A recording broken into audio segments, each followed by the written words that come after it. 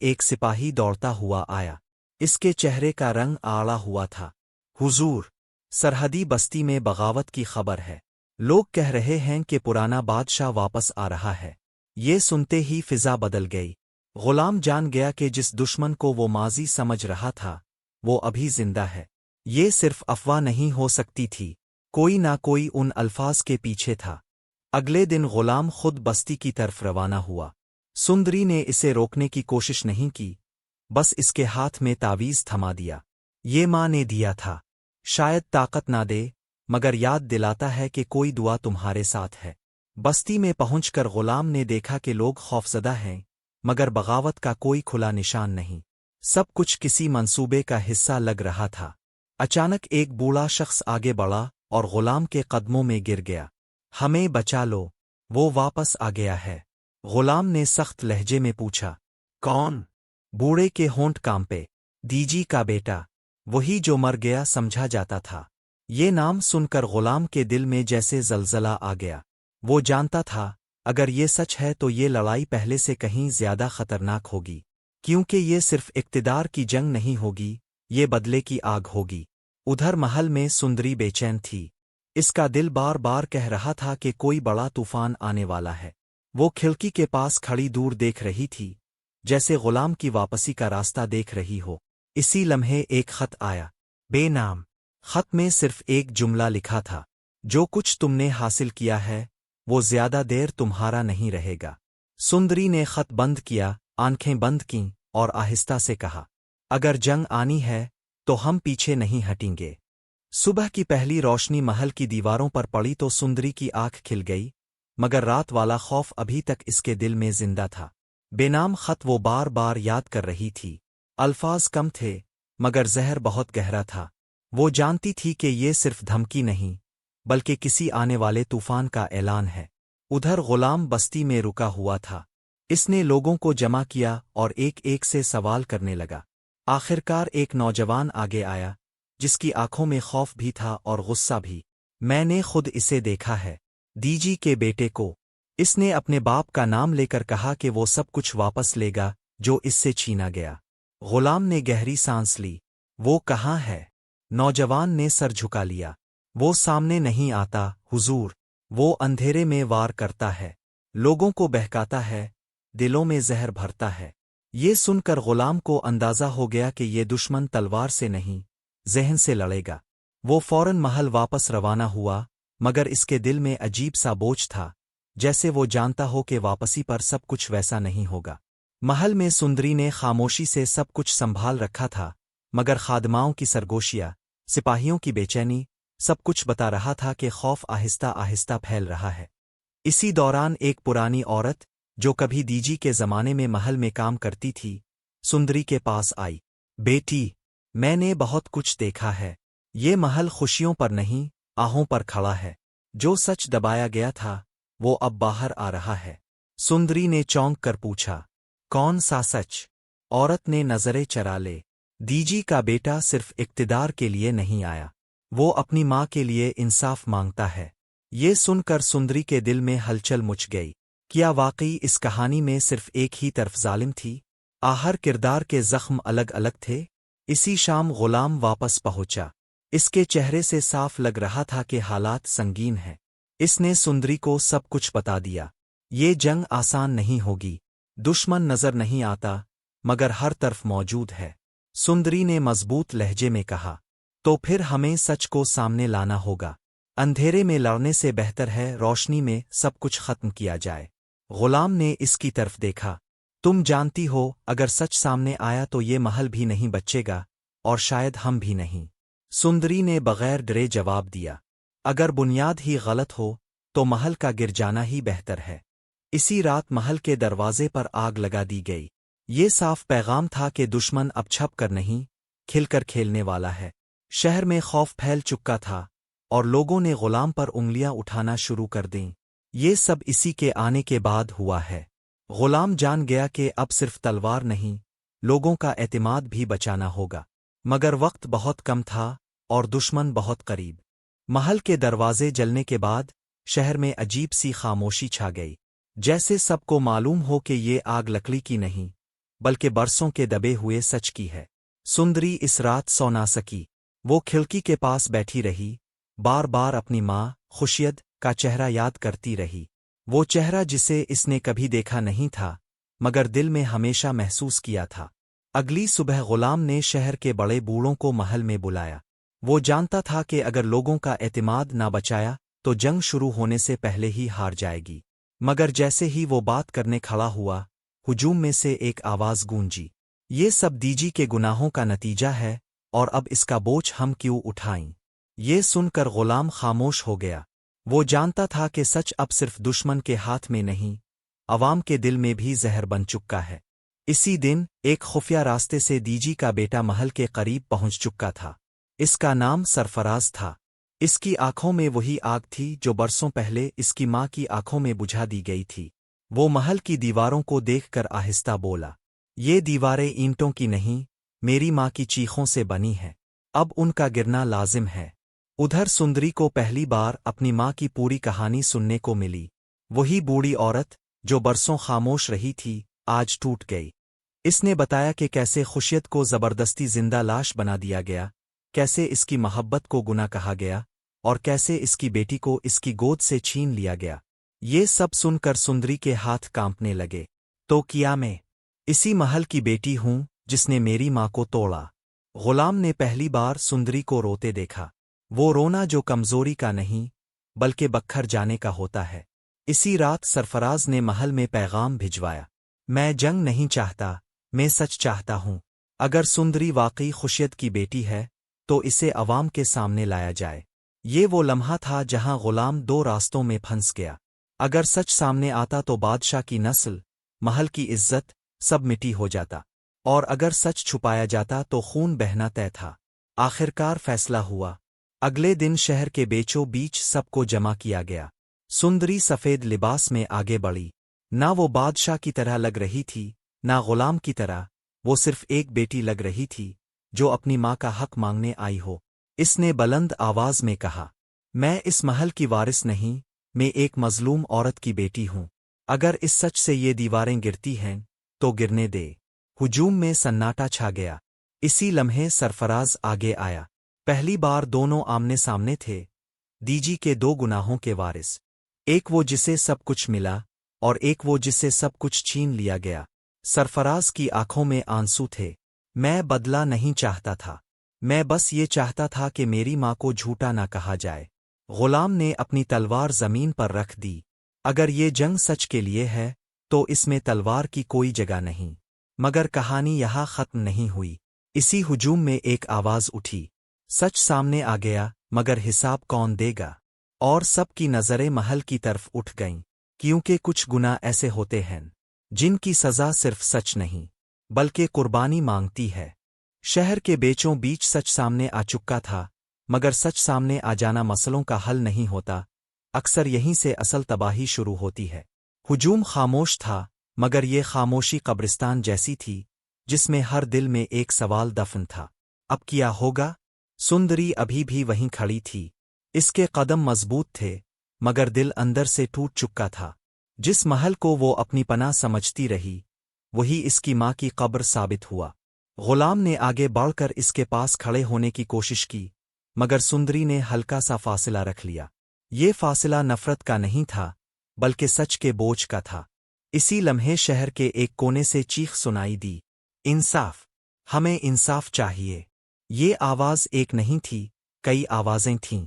वो लोग जो बरसों दीजी के जुल्म तले दबे रहे, आज उन्हें बोलने का मौका मिल गया था। कोई अपनी जमीन का जिक्र कर रहा था, कोई अपने बाप के कत्ल का, कोई अपनी बेटी की बर्बादी का। महल के खिलाफ नफरत एक सैलाब की तरह उमड़ने लगी।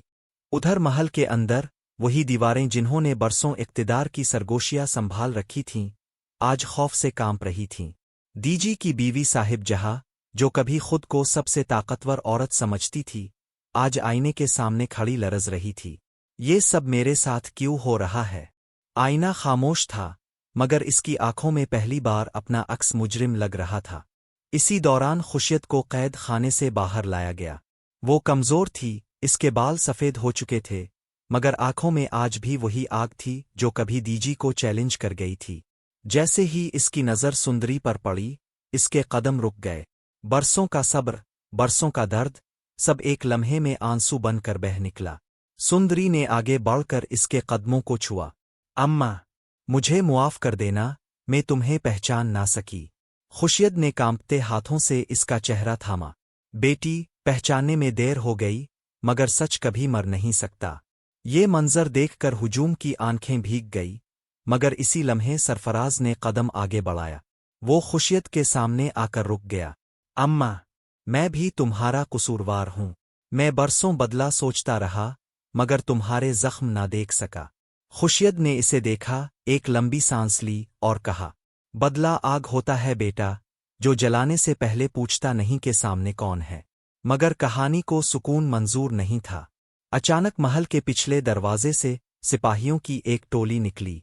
उनके साथ दीजी का दूसरा बेटा, जो बरसों खामोश रहा था। इसके हाथ में बंदूक थी और आंखों में पागलपन। ये सब डरामा बंद करो, ये महल हमारा है और रहेगा।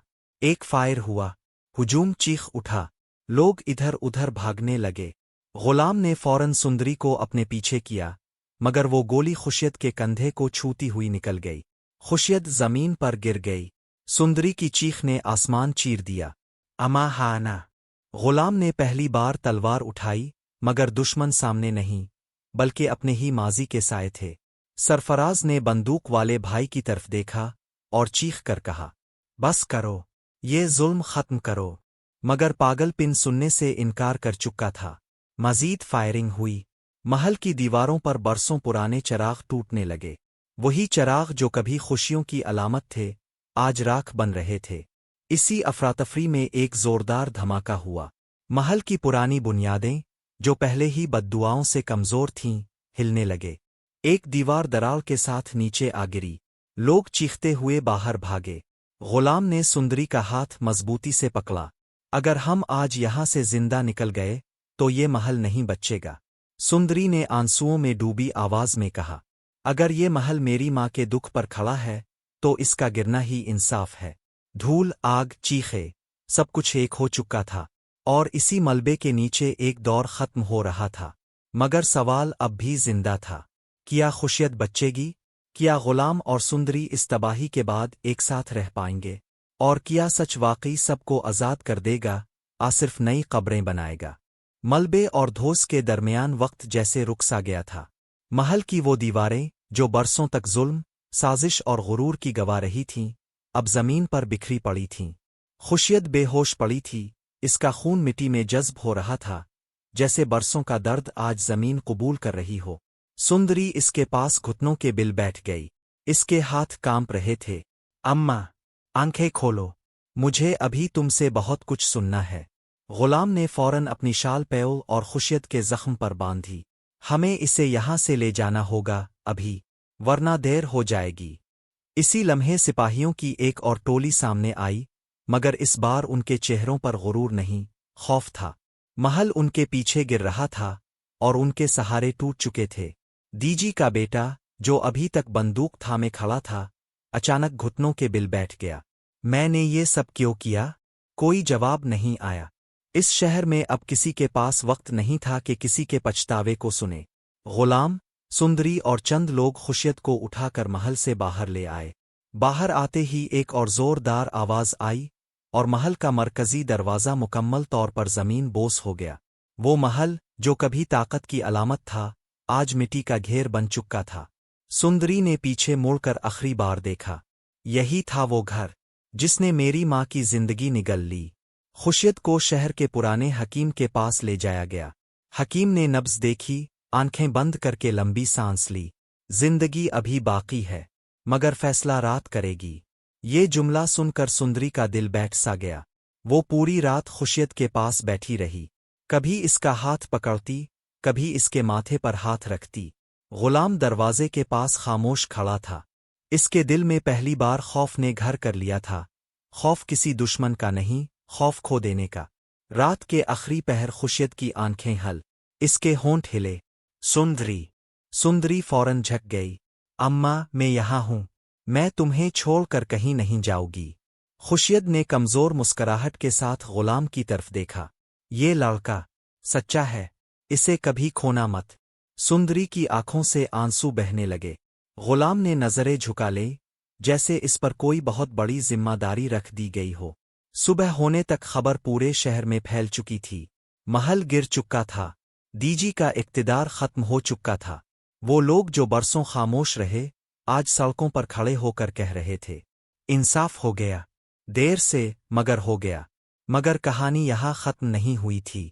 कुछ दिन बाद, जब शहर थोड़ा संभला, गुलाम को बादशाह के दरबार में बुलाया गया। वही बादशाह जो सुंदरी की खूबसूरती पर नजरें जमाए बैठा था, आज तख्त पर बैठा मगर दिल में जहर लिए।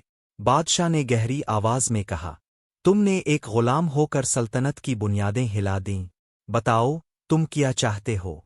गुलाम ने नजरें उठाकर साफ कहा, मैं कुछ नहीं चाहता, बस सुंदरी की सलामती। दरबार में सरगोशियां फैल गईं। बादशाह के होंठों पर हल्की सी मुस्कराहट आई, मगर आंखें ठंडी थीं। और अगर मैं कहूं कि सुंदरी अब मेरी होगी। ये सुनते ही सुंदरी, जो पर्दे के पीछे खड़ी सब सुन रही थी, लरज गई। गुलाम के हाथ बंद हो गए। फिर अब को पहले मुझे मारना होगा। दरबार में सन्नाटा छा गया। बादशाह ने कहकहा लगाया, देखेंगे, मोहब्बत ज्यादा ताकतवर है आताज। ये ऐलान जंग था, तलवारों की नहीं, तकदीरों की। दरबार से निकलते हुए गुलाम को एहसास हो गया था कि असल आजमाइश अब शुरू हुई है। एक तरफ बादशाह, दूसरी तरफ मोहब्बत, और दरमियान में सुंदरी, जिसकी एक गलती किसी की जान ले सकती थी। रात को सुंदरी ने गुलाम से कहा, अगर मेरी वजह से तुम्हारी जान खतरे में है, तो मैं खुद को बादशाह के हवाले कर दूंगी। गुलाम ने सख्त लहजे में कहा, अगर तुमने ऐसा सोचा भी, तो समझ लेना तुमने मुझे पहले ही मार दिया। दोनों खामोश हो गए। आसमान पर बादल जमा हो रहे थे, जैसे आने वाले तूफान का ऐलान हो। और कहीं दूर, अंधेरे में, बादशाह ने अपने वजीर से कहा, आ तो गुलाम झुकेगा, आ फिर कहानी खून में लिखी जाएगी। असल जंग अब शुरू होने वाली थी। मोहब्बत और इक़्तिदार आमने सामने थे। रात गैर मामूली तौर पर खामोश थी, मगर ये खामोशी सुकून की नहीं थी। ये वो खामोशी थी जो तूफान से पहले आती है। महल के मलबे के बाद शहर बज़ाहिर पुरसुकून हो चुका था, मगर हर दिल जानता था कि असल खतरा अभी टला नहीं। सुंदरी सहन में बैठी आसमान को देख रही थी। इसकी आंखों में सितारे नहीं, सवाल थे। गुलाम चंद कदम के फासले पर खड़ा था, मगर दोनों के दरमियान फासला दिलों का नहीं, आने वाले फैसलों का था। अगर बादशाह ने वाकई तुम्हें नुकसान पहुंचाने का सोच लिया तो। सुंदरी की आवाज धीमी थी, मगर खौफ साफ झलक रहा था। गुलाम ने आहिस्ता से जवाब दिया, तो फिर मैं पहली बार गुलाम नहीं रहूंगा, मैं बगावत करूंगा। ये लफ्ज़ सुनकर सुंदरी चौंक गई। बगावत, ये लफ्ज़ इस सल्तनत में मौत के बराबर था। मगर अब मौत का खौफ बेमानी हो चुका था, क्योंकि जीने की कीमत भी कम नहीं रही थी। इसी रात बादशाह ने अपना अगला कदम उठाया। इसने शहर में ऐलान करवाया कि सुंदरी को महल की मेहमान बनाया जा रहा है, ताकि इसकी हिफाजत की जा सके। ये ऐलान हिफाजत का नहीं, कैद का था, और सब ये बात समझ गए थे। सुबह होते ही सिपाही सुंदरी के दरवाजे पर पहुंच गए। गुलाम ने तलवार पकड़ ली, अगर वो तुम्हें जबरदस्ती ले गए, तो ये शहर एक और लाश देखेगा। सुंदरी ने इसका हाथ थाम लिया, नहीं, अगर तुमने खून बहाया तो वो तुम्हें जिंदा नहीं छोड़ेगा। वो लम्हा दोनों के लिए सबसे भारी था। मोहब्बत लड़ना चाहती थी, अक्ल रुकने को कह रही थी। आखिरकार सुंदरी ने खुद आगे बढ़कर कहा, मैं जाऊंगी, मगर शर्त पर। शर्त ये थी कि गुलाम को नुकसान नहीं पहुंचाया जाएगा, और खुशियत को मुकम्मल तहफ़्फ़ुज़ दिया जाएगा। हैरत की बात ये थी कि बादशाह ने ये शर्त मान ली, शायद इसलिए कि वो खुद को जीता हुआ समझ बैठा था। सुंदरी महल चली गई। महल अब नया नहीं था, मगर फिजा में वही पुराना जहर घुला हुआ था। बादशाह ने इसे सोने के कमरे दिए, खादमाएं दी, जेवरात दिए, मगर आज़ादी नहीं दी। हर मुस्कराहट के पीछे कैद थी, और हर नरमी के पीछे गुरूर। बादशाह अक्सर सुंदरी को देखता और कहता, तुम जानती हो, तुम्हारी खामोशी मुझे पसंद है। सुंदरी सर झुका लेती, मगर इसका दिल चीख रहा होता। उधर गुलाम ने शहर छोड़ने से इनकार कर दिया। वो जानता था कि अगर वो गया, तो सुंदरी हमेशा के लिए खो जाएगी। इसने खामोशी से उन लोगों को जमा करना शुरू किया, जो कभी दीजी के खिलाफ खड़े होने का हौसला रखते थे। किसान, मजदूर, वो लोग जिनके ख्वाब महल ने रौंद डाले थे। रफ्ता रफ्ता एक सच्चाई फैलने लगी, गुलाम अकेला नहीं है। इसी दौरान खुशियत की हालत बिगड़ने लगी। इसके जख्म भर गए थे, मगर दिल कमजोर हो चुका था। एक रात इसने सुंदरी को याद करते हुए कहा, मेरी बेटी को कहना कि अगर वो महल में है तो डरना नहीं, क्योंकि जुल्म का वक्त खत्म होने वाला है। महल के अंदर भी दरारें पड़ने लगे। बादशाह का वजीर, जो बरसों इक्तिदार का हिस्सा रहा था, अब खुद को गैर महफूज महसूस करने लगा। इसे अंदाजा हो चुका था कि अगर गुलाम ने कदम उठाया तो तख्त बचाना मुश्किल हो जाएगा। और फिर वो दिन आया। शहर की फिजा में एक अजीब बेचैनी थी। बाजार बंद थे, दरवाजे आधे खिले, लोग सरगोशियों में बात कर रहे थे। महल के बाहर गैर मामूली तादाद में सिपाही तैनात थे। इसी शाम गुलाम ने अपना फैसला कर लिया। वो जानता था कि ये लड़ाई तलवार की नहीं, बल्कि सच की होगी।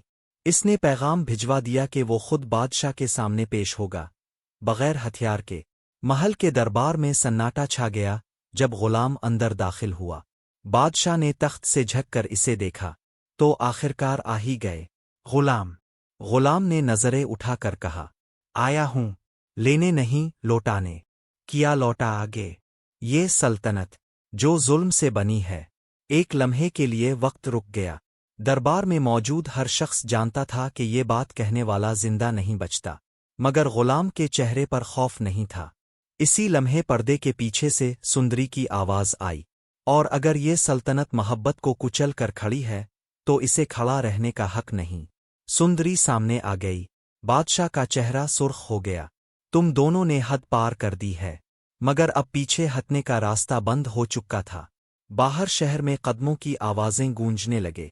लोग जमा हो रहे थे। वो लोग जो बरसों खामोश थे, आज बोलने आ रहे थे। दरबार के दरवाजे हिलने लगे।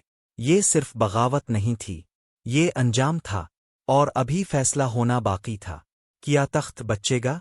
मोहब्बत तारीख लिख देगी। दरबार के दरवाजे लरज रहे थे। बाहर लोगों का हुजूम था, मगर ये हुजूम शोर नहीं मचा रहा था। ये खामोश खड़ा था, जैसे फैसला आसमान से उतरने वाला हो।